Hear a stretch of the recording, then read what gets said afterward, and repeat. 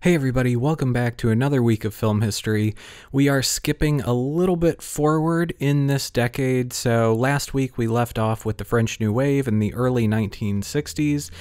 We're moving towards the late 1960s in the United States now.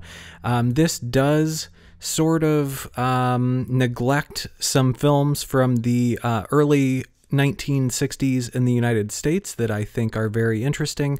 We've seen some shots from Psycho in this class, but we will not cover Psycho specifically. If that is of interest to you, I highly recommend Psycho. Even if you just have an interest in horror movies in general, that is absolutely one that you should check out. But we do want to get a little bit further along in history because there's some really cool stuff coming up. A whole lot of you really seem to like the Star Wars franchise, so we're going to stick in the late 1960s for a couple of different weeks. This week we are covering the sexual revolution in film. But next week, we will cover some epic space movies, so 2001: A Space Odyssey. Once again, at this point in the semester, you have a couple of options with what you want to do in your blog posts, so you can either choose one of the films we're covering today or one of the films that we'll be covering next week. So it's your choice of topics from the late 1960s. So what is going on in the United States in the late 1960s? Well, I think a lot of people would think about Woodstock in 1969 and the hippie movement that led to that. So the hippies, they are generally college students or college graduates that believe in this free love movement. It's a countercultural movement that kind of went against the norms and the conservative ideals that had permeated American history for the last few generations. Now, the hippie movement and the free love movement didn't happen overnight. That was something that developed over, more than a decade. In the 1950s, there was what was called the Beat movement. So there were these beat writers like Jack Kerouac and William Burroughs who produced some writing that really sort of challenged norms in terms of sexuality and violence. And like William Burroughs, a writer from St. Louis, by the way, his book Naked Lunch went all the way to the Supreme Court with challenges for obscenity. I took a fix and went to sleep in the back seat. She was a good driver, you can tell as soon as someone touches the wheel. Mexico City, where Lupita sits like an Aztec earth goddess, doling out her little papers of lousy shit. Selling is more of a habit than using, Lupita says. Non-using pushers have a contact habit, and that's one you can't kick. Agents get it, too. Take Bradley, the buyer, best narcotics agent in the industry. Anyone would make him for junk. I mean, you can walk up to a pusher and score direct. He is so anonymous, gray, and spectral, the pusher don't remember him afterwards. So he twists one after the other. Well, the buyer comes to look more and more like a junkie. He can't drink. He can't get it up. His teeth fall out. He's all the time sucking on a candy bar. Baby Ruth's he digs special. It really disgusts you to see the bar sucking on them candy bars so nasty, a cop says. The bar takes on an ominous gray-green color. Fact is, his body is making its own junk or equivalent. The buyer has a steady connection. A man within, you might say, or so he thinks. I'll just sit in my room, he says, fuck 'em all, squares on both sides. I am the only complete man in the industry. But the end comes on him like the great black wind through the bones. So the buyer hunts up a young junkie and gives him a paper to make it. All right, the boy says. So what you want to make? I just want to rub up against you and get fixed. Ugh, well, all right, but why can't you just get physical like a human? Later, the boy is sitting in a Waldorf with two colleagues dunking pound cake. Most distasteful thing I ever stand still for, he says. Some way he make himself all soft like a blob of jelly and surround me so nasty. Then he gets wet all over like with green slime, so I guess he come to some kind of awful climax. I come there wigging with that green stuff all over me, and he stink like an old rotten cantaloupe. Well, still an easy score. The boy sighed resignedly. Yes, I guess you can get used to anything. I gotta meet with him again tomorrow. Well, the buyer's habit keeps getting heavier. He needs a recharge every half hour.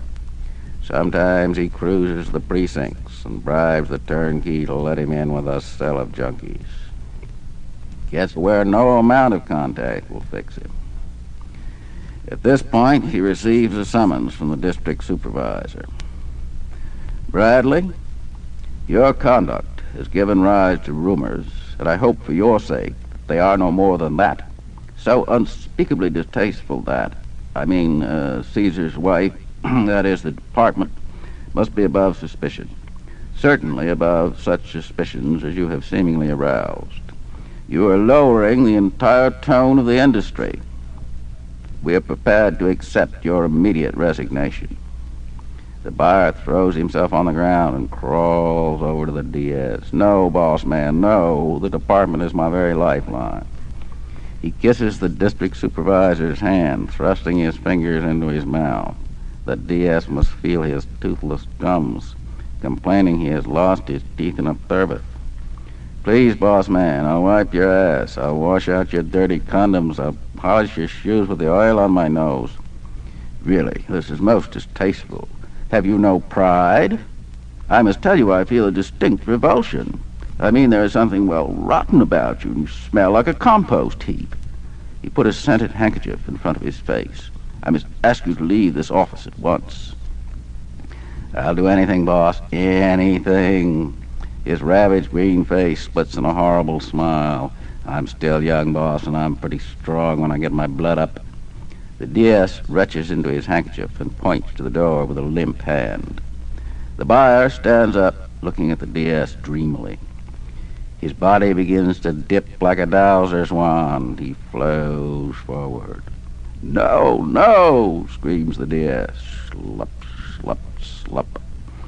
An hour later, they find the buyer on the nod in the DS's chair. The DS has disappeared without a trace. The judge. Everything indicates that you have, in some unspeakable manner, simulated the district supervisor. Unfortunately, there is no proof. I would recommend that you be confined or more accurately contained in some institution, but I know of no place suitable for a man of your caliber. I must reluctantly order your release. That one should stand in an aquarium, says the arresting officer. The buyer spreads terror throughout the industry. Junkies and agents disappear. Like a vampire bat, he gives off a narcotic effluvium, a dank green mist that anesthetizes his victims and renders them helpless in his enveloping presence. And once he is scored, he holds up for several days like a gorged boa constrictor. Finally, he's caught in the act of digesting the narcotics commissioner and destroyed with a flamethrower. The court of inquiry ruling that such means were justified in that the buyer had lost his human citizenship and was, in consequence, a creature without species and a menace to the narcotics industry on all levels. So a book, words on paper, so obscene that people shouldn't be able to read it, so obscene that that free speech should be limited to exclude writing like this. Now, the Supreme Court didn't see it this way, but a whole lot of people did. And after the Supreme Court ruling and the beat movement in general, we see this kind of snowball effect where the beat movement becomes progressively more popular, and eventually that sort of leads to free thinking in colleges and universities. The hippie movement evolves from there, and the belief in free love closely associated with the hippie movement. By the late 1960s, the Hays Code would fall. 1968, the Hays Code would no longer dictate how films would be made. Instead, films would move to a voluntary rating system. So that's kind of like what we see today with the MPA, formerly the MPAA. So if you've seen films rated G, PG, PG-13, R, and NC-17, those are all from that MPAA rating system. And apparently that was supposed to be a little bit more fair. It did certainly allow films to be made for adult audiences instead of just general audience, including children. But why we got there was because there was a huge popularity in foreign films. And we've kind of seen that in the last few weeks of class. We saw Italian neorealism, we saw Japanese film, and we saw the French New Wave, all of which became very popular in the United States and eventually influenced how independent films would be produced, as well as some studio films. So we see a whole lot of chaos in the direct aftermath of the Hays Code. Studios, as well as independent filmmakers, really pushed the boundaries of what was acceptable in terms of sexuality on film and violence on film. So into the 1970s, we would see exploitation films, things that rode the line between conventional films and pornography, and then we would also see very ultra-violent films as well. A lot of these very excessively violent and excessively sexual films would be relegated to grindhouse theaters and independent film, but studios as well would take advantage of the ability to market their films to adult audiences rather than just children. So both options for films that you have to watch this week were released in 1967. This is technically 1 year prior to the official fall of the Hays Code, but at this point you can really see how ineffective the Hays Code is at censoring United States films. If you don't remember all of the rules associated with the Hays Code, remember those things are published on Blackboard for you to review. What I would really like for you to do is give those a quick once-over before you watch these films, just to give you the standard for content prior to the late 1960s in the United States, and then you can see how different this was in just a few years. So option number one, I think, is a great option if you enjoyed the French New Wave from last week. The film is called Bonnie and Clyde from 1967, and it is highly influenced by the French New Wave, but it isn't a French New Wave film. It was produced in the United States, and the producers of the film really wanted a French New Wave director, so they approached Francois Truffaut about directing. He turned it down because he had a different project, but Jean-Luc Godard was briefly attached to the film to direct. The producers and Godard didn't exactly get along on a few items, but everything kind of came to a head when Jean-Luc Godard insisted on filming in the northern United States during a snowy season, and the producers wanted to keep things a little bit closer to reality by keeping Bonnie and Clyde like kind of centralized to Texas in the United States. So Jean-Luc Godard abandoned the project. He didn't want to really make a commercial project. He wanted to make the films that he wanted to make. He wasn't exactly the easiest guy to work with, but a guy named Arthur Penn stepped in as a director. He was absolutely not the first choice for the role, but he did an admirable job in recreating the style of the French New Wave. You'll see some of those interesting sort of jump cuts and editing techniques in the film, but it's very kind of merged with American filmmaking. So if the French New Wave was maybe just a little bit too experimental for you, this is much more dialed down, but still has that French New Wave flair to it. Beyond just like cinematography and editing style, the fashion is a little bit different. So Bonnie in Bonnie and Clyde has a very like French sensibility to her, so she's often wearing like berets and stuff in the film, which is probably not what the real Bonnie from Bonnie and Clyde wore.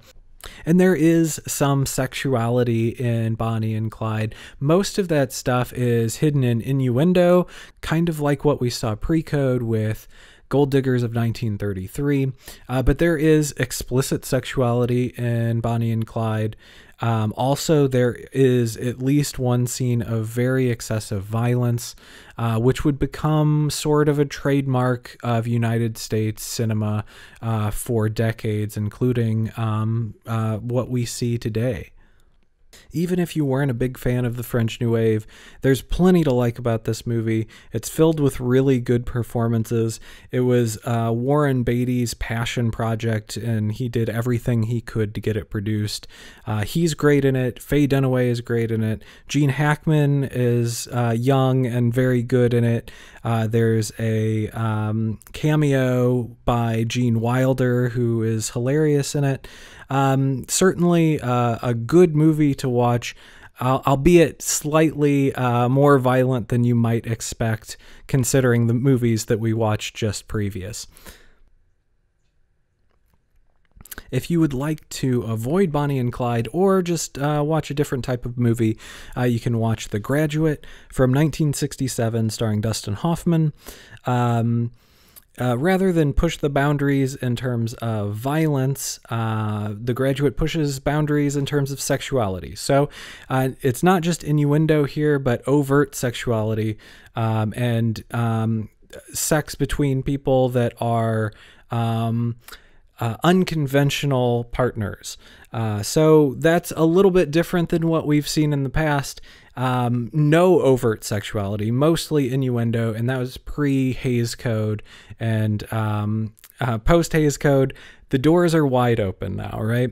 It's also a bit of a time capsule. So in the 1960s, a whole lot of people, a whole new generation is graduating from college for the first time.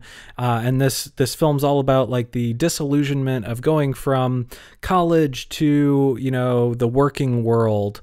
And in The Graduate, you'll notice some influence from foreign films, just like you would with Bonnie and Clyde, only Bonnie and Clyde is very specifically the French New Wave. In The Graduate, it's just a different sort of style than what we saw with studio pictures. So there's a lot of interesting transitional techniques, right? So how do we get from one scene to another?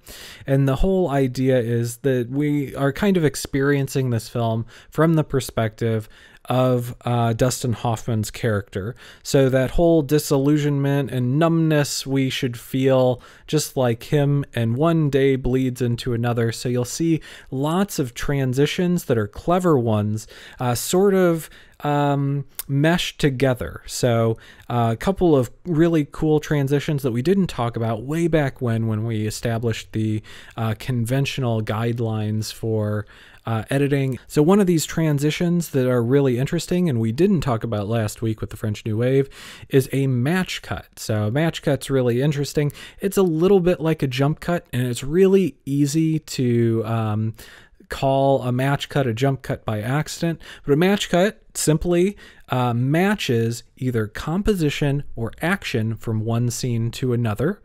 Yes, there's continuity between shots within a scene. So if you have one shot looking at one person and they throw a ball and you cut to another person who catches that ball, that's all within one scene. So a scene transition means we move from one scene to another. So now if we have a character with a ball and he throws that ball and we cut to an exterior in Alaska where someone gets hit in the head with a snowball, that would be a match cut.